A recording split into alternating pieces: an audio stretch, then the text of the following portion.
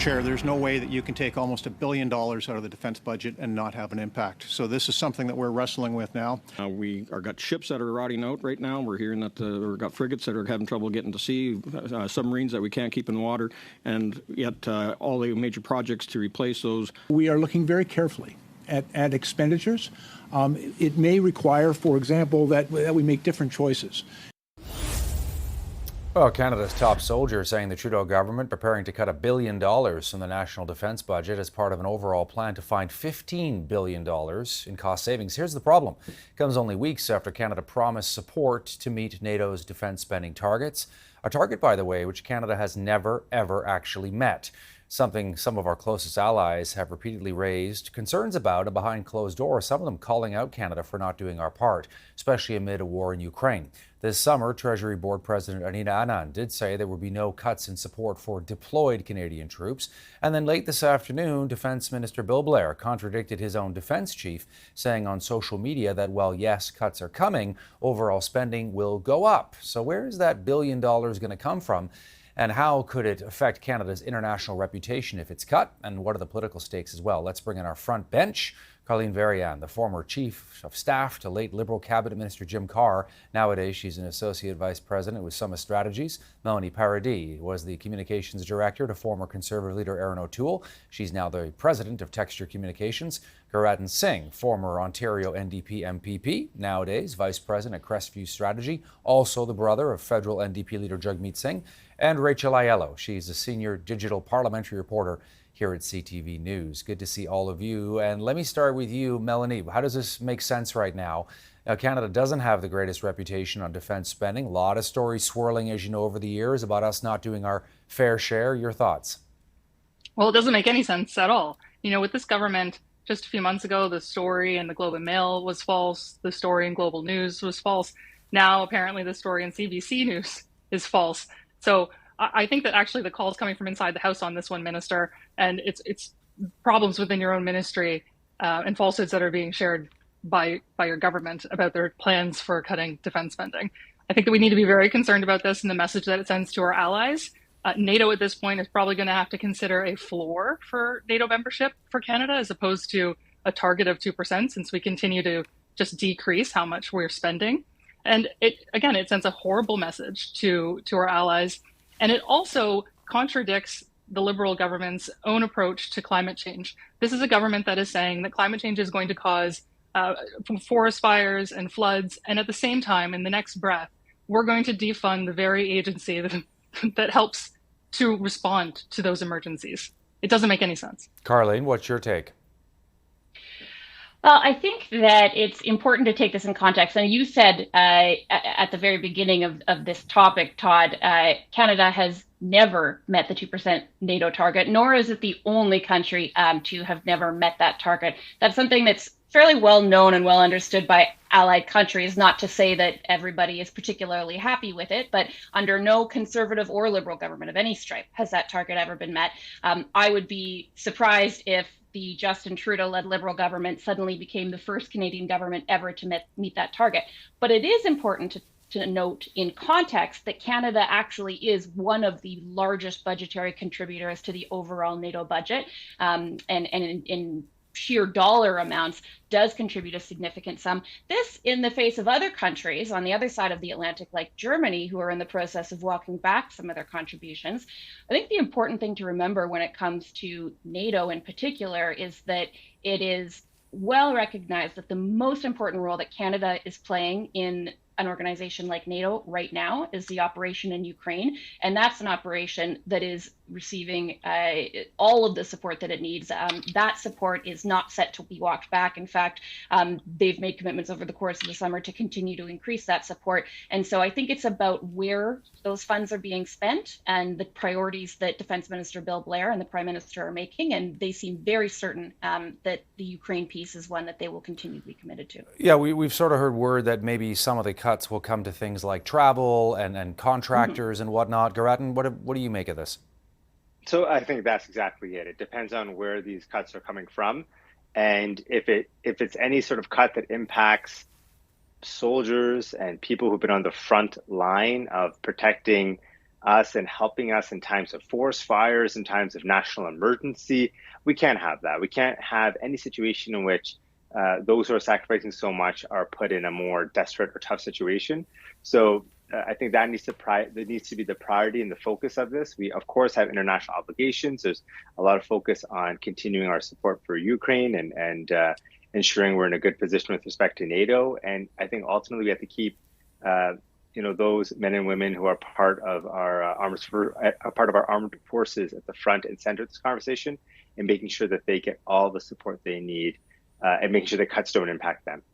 And Rachel, let's just take a step back. Why the government is trying to do this to begin with. Cost savings, cuts across the board, or much of the board, I guess, to try and save money. That's right. And so I wouldn't be surprised to see similar headlines come up at other departments. Just to kind of put things back into perspective, this was the Chief of Defense Staff speaking to a parliamentary committee. So to Mel's point about calls coming from within the House, like this is quite literally in a public forum, the Chief of Defense Staff saying this to parliamentary officials, Canadians, MPs. I think also what is interesting here is Blair's messaging or attempts to kind of talk about this being, it's not a cut in spending. Any less money going to this department would be, if you want to call it savings, fine, sure. But certainly I think this is only the tip of the iceberg, as you mentioned, Todd. This is one department looking at this. This is across the board, $15 billion they're trying to find. The other interesting thing here is Blair mentioned at this committee, he hasn't got his mandate letter yet. So perhaps I wonder if there is a bit of open question over what exactly his focus is, and that leads to conversations and stories like this coming out when the opposition are able to dominate the line of questioning. Yeah, we're trying to make heads or tails of it. Back to you, Melanie. Is this a cut? Is this an increase? What's it actually going to turn out to? Again, $1 billion is a lot of money. We know the defense budget is much bigger, of course, than that. But again, trying to make sense of why the top soldier in our country, Wayne Eyre, is saying one thing, and then we're hearing something a little bit different from the actual defense minister. Well, I think that Wayne Eyre probably knows what he's talking about a lot more than the minister's office, unfortunately. This is a government that we've heard this for weeks now is having a real problem with communication. But I think this goes well beyond communication at this point. They don't know their policies. They don't know what they're going to be doing in terms of their spending priorities. And really importantly here, their cut priorities. It's concerning. Do you worry at all, Carleen, that our allies are going to say, well, the Canadians are cheap, they never spend what they're supposed to on defense, we know this, they never have, and that it has an effect on our reputation? It's this old saying where, when the bill comes, Canada's not at the table to pay our fair share. No, I don't. I'll tell you why. Canada has increased its role, not just in terms of the investment of actual resources as a dollar figure, but also the strategic ways in which it engages at key places around the world. So you've heard a lot of talk over the last year and a bit around, for example, the Indo-Pacific strategy. Canada is increasing its military presence in the Indo-Pacific region, as well as various different trade and economic parties in that region, as a way to counterbalance the economic and military power that an increasingly aggressive country like China has in the region. So you see efforts like that being undertaken at the same time as efforts in Ukraine and as a member of NATO.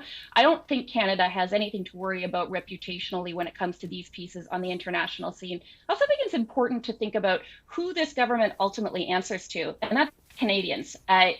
Since the Liberals were brought to office in 2015, the Prime Minister and Finance Minister Chrystia Freeland and every member of that cabinet have been very clear about what their priorities are for where they're spending taxpayer dollars. It's been about investing in people. That means benefits for working families. That means infrastructure that strengthens communities. It's never really been about a defense budget. So I don't see this as a political quagmire for the Liberals either, because I just don't think that the voters who are going to re-elect the Liberals in the next election, if they do, are going to that ballot box thinking about defense spending. Which leads me to my next question for Garatin, which is the idea of whether this kind of stuff actually moves voters, so to speak, the way that healthcare, the environment, or education does, and whether that, as Carleen's saying, could be a part of the calculation that goes on behind the scenes. The reality is that purely from a political lens, we know that top issues right now nationally are, and every Canadian is focusing on things like housing, affordability, the ability to make sure that they can put food on the table, given the increasing issues around food affordability. These are the dominant issues. That being said, I think there is always within Canadians a place where we want to make sure that those who are in our armed forces are treated respectfully. And though it may not be a dominant political calculus for any political party, it's an important one. And it's an issue of fairness and an issue of making sure that those who put their lives literally on the line are given the support they need. So I think ultimately it's not a good thing to mistreat those who are in our armed forces. And it is a factor I think that Canadians are supportive of. And so I think on a principled level and on a political level, it's important to always make sure that those who are in our armed forces are treated with respect. Back to you, Rachel, and I just want to read something that we got from the U.S. ambassador to Canada, who says, quote, "I've seen the reports. I don't have a comment on what are at this point hypothetical possibilities," but he goes on to say, during President Biden's visit to Canada in March, the President and the Prime Minister reaffirmed their mutual commitment on the Canada-U.S. partnership. He goes on to say, an explicit statement by Canada about its role in joint defense of the continent, global defense, security priorities, and Canada understands collective security is not free.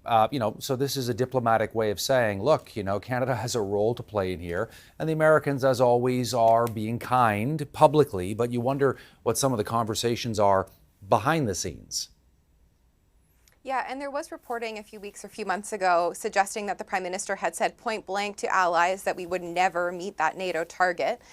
So I think what we're seeing here, Todd, is really this interesting dynamic play out of perhaps what a domestic audience is being told and what on the international stage Canada's reputation is. The Liberals are really having to walk a fine line here. They have been wanting to maintain this idea of they're not going to cut spending, but at the same time, they're also talking about needing to be fiscally prudent.